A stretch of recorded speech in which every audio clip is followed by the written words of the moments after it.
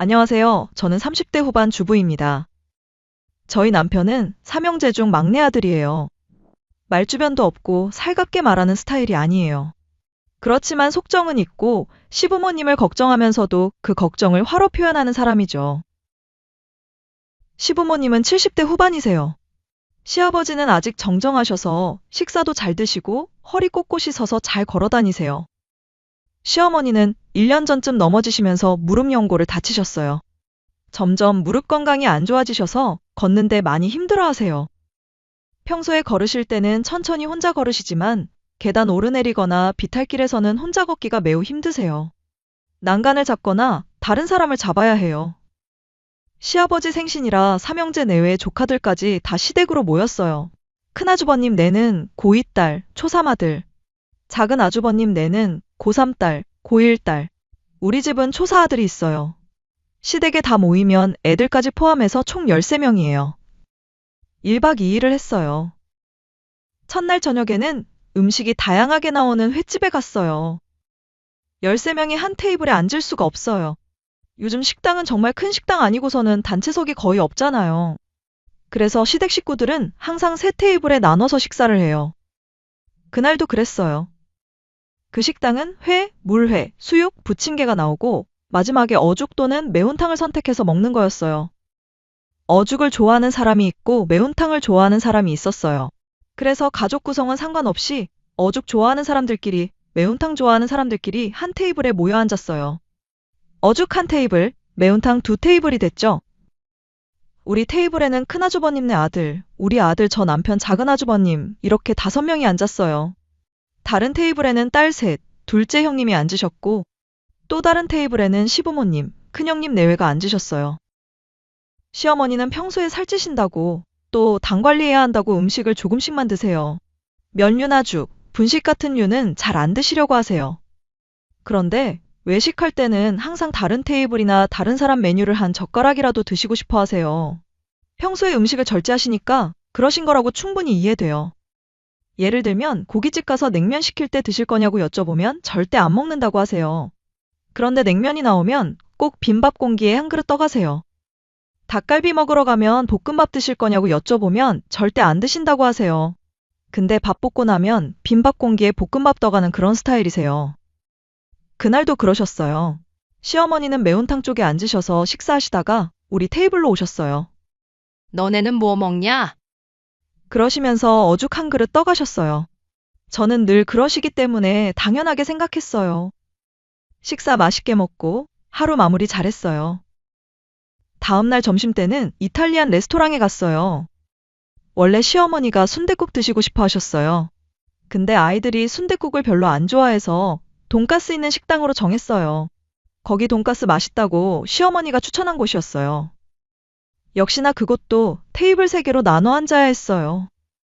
둘째 형님이 먼저 도착하셔서 자리 잡는다고 2층으로 올라가셨어요.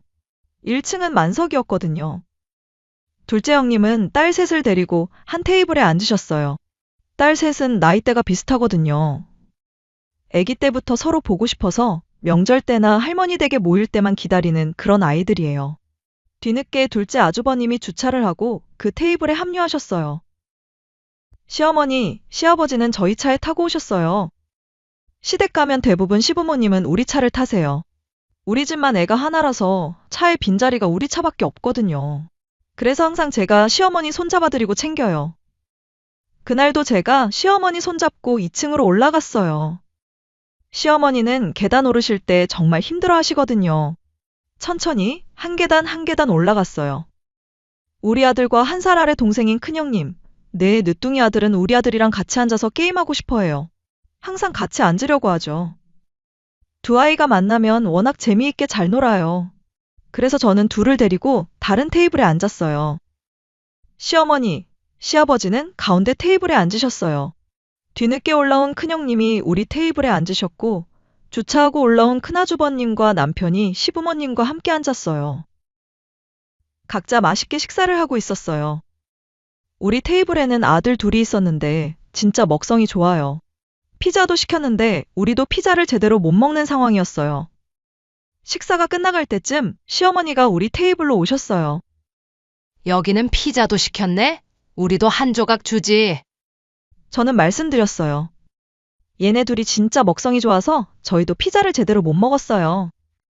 시어머니는 이건 무슨 스파게티야 하시면서 남은 스파게티 한 젓가락 드셔보시고는 다시 본인 테이블로 돌아가셨어요. 식사 끝나고 1층으로 내려갈 때도 제가 시어머니 손잡아드려서 내려왔어요. 레스토랑 앞에서 아이들만 다 세워놓고 사진도 찍어주고요. 즐겁게 마무리했어요. 저는 시댁 가는 게 싫지 않았어요. 우리 아들이 큰형님 내 아들이랑 만나면 정말 재미있게 잘 놀거든요. 아이들도 서로 만나면 좋아하고 형님들도 워낙 좋으셔서 말도 잘 통하고 만나면 즐거워요. 모든 일정을 마치고 집에 돌아왔어요. 시댁에서 1박 2일 하고 온 거라 조금 피곤했지만 기분은 나쁘지 않았어요. 아이들도 즐겁게 놀았고 시부모님도 좋아하셨고 저는 집에 와서 짐을 풀고 있었어요. 그런데 남편이 갑자기 말을 꺼냈어요. 여보, 응? 목소리 톤이 뭔가 이상했어요. 화가 나 있는 목소리였어요. 왜 식당에 앉을 때 엄마 아빠를 따돌리고 앉아? 저는 귀를 의심했어요. 뭐라고? 그게 무슨 말이야? 저는 너무 황당해서 되물었어요. 남편이 말했어요. 횟집에서도 그렇고, 돈가스 집에서도 그렇고, 애들만 쏙 데리고 앉았잖아. 왜 엄마 아빠랑 같이 안 앉냐고. 저는 정말 어이가 없었어요. 그리고 남편의 목소리가 점점 커졌어요. 엄마 아빠가 식사하시는 내내 멀뚱멀뚱 계시고, 다른 테이블에 기웃기웃 하시지 않았어? 그게 보기 좋아? 저는 할 말을 잃었어요.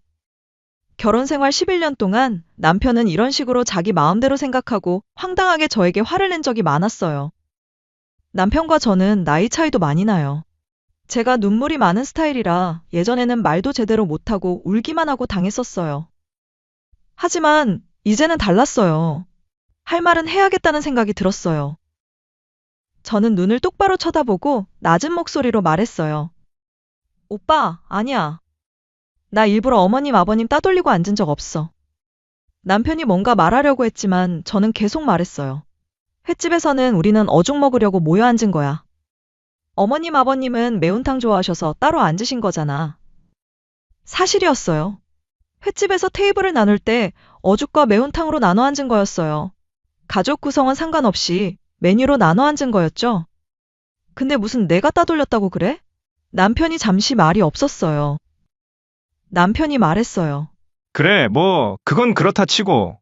그렇다 치고라니. 인정을 한다는 건지 안 한다는 건지. 남편이 계속 말했어요.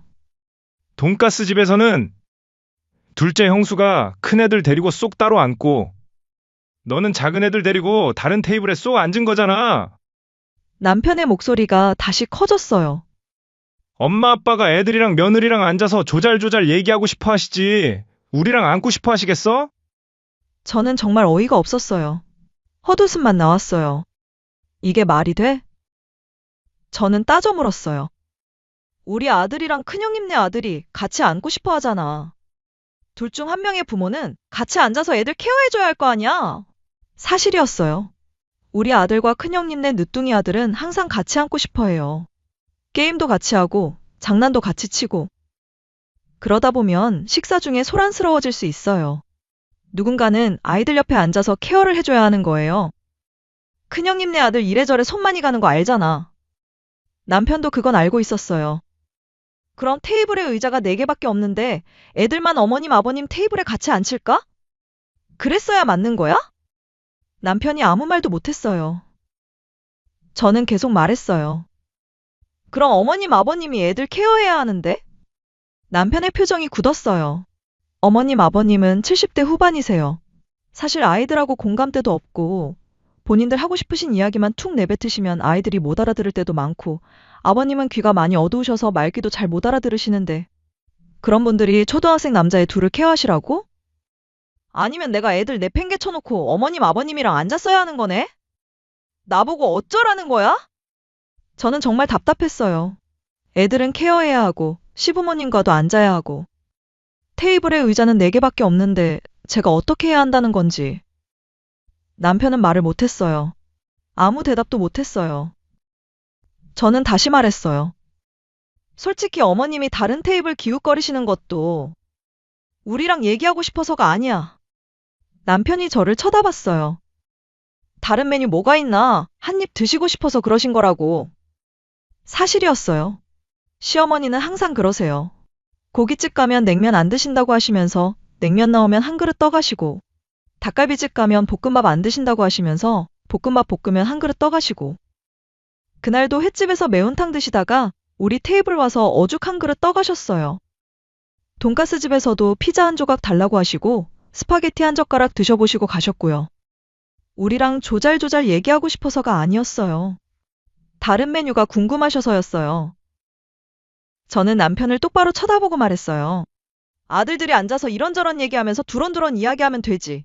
왜 그걸 며느리한테 바라는 거야? 남편이 아무 말도 못했어요. 식당 아니어도 집에서 어머님 혼자 1시간, 2시간 말씀하시는 거 다 들어드리느라 힘든데 도대체 어디까지 내가 다 해주길 바라는 거야? 얘기를 하다 보니 지난날의 억울함과 분노가 몰려왔어요. 11년 동안 참았던 것들이 막 떠올랐어요. 시댁에 가면 시어머니는 정말 말씀을 많이 하세요. 1시간, 2시간 계속 말씀하세요. 저는 옆에서 다 들어드려요. 네, 그러셨어요? 맞아요. 계속 맞장구 쳐드리면서요. 그런데 지금 남편은 식당에서도 애들은 내팽개치고 저보고 그렇게 하라는 거예요. 저도 모르게 목소리가 커졌어요. 소리를 질렀어요. 그리고 시댁에 가면 항상 내가 어머님 손잡고 다니는데 아들 자식 셋이나 있으면서 어머니가 그렇게 힘들어 하시는데. 남편이 눈을 크게 떴어요. 제가 이렇게 소리 지르는 걸 거의 처음 봤거든요. 그 누구도 자기 엄마 손 한번 안 잡아드리고 내가 항상 어머님 손 잡아드리는데. 시어머니는 무릎이 안 좋으세요. 계단 오르내릴 때, 비탈길 걸을 때 정말 힘들어하세요. 그런데 아버님도 그렇고 아들 셋 중에 누구 하나 어머니 손 잡아드리는 사람이 없어요. 항상 제가 잡아드려요. 시댁 갈 때 차에도 우리 차를 타시고 제가 손 잡아드리고 제가 챙겨드려요. 저는 계속 소리를 질렀어요. 지금 시댁에 가서 힘들게 최선을 다해서 당신 부모님께 효도하고 온 사람한테 이게 할 소리야? 이게 맞아? 남편이 말을 못했어요. 저는 정말 화가 났어요. 11년 동안 참았던 게 한꺼번에 터져나왔어요. 시댁 갔다 와서 차 안에서 항상 저한테 뭐라고 했던 것들. 그때 왜 웃었냐? 그때 왜 그렇게 말을 했냐? 너는 엄마가 말하는 걸 곧이곧대로 듣냐? 시댁 가기 전에도 항상 그랬어요. 너는 왜 시댁 가기 전에 그렇게 준비가 오래 걸리냐? 가기 싫어서 그러는 거냐? 막상 제가 정해진 시간에 늦은 적은 한 번도 없었어요. 항상 시댁 가기 전에 사람 마음 짓밟아 놓고. 그래도 저는 단 한 번도 시댁에 가서 싫은 내색한 적 없었어요. 남편이 외벌이로 우리 가정을 위해 최선을 다하고 있고, 시부모님은 저에게 잘해주시는 분들이기 때문에 최선을 다해서 효도하다 왔어요. 아이들도 좋아하고요. 우리 아들이 큰형님 내 아들이랑 만나면 정말 행복해해요. 그래서 저도 시댁 가는 게 싫지 않았어요.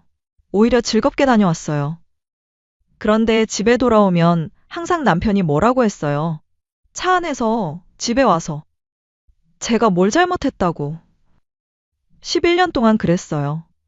저는 그때마다 울기만 했어요. 말도 제대로 못하고 눈물만 흘렸어요.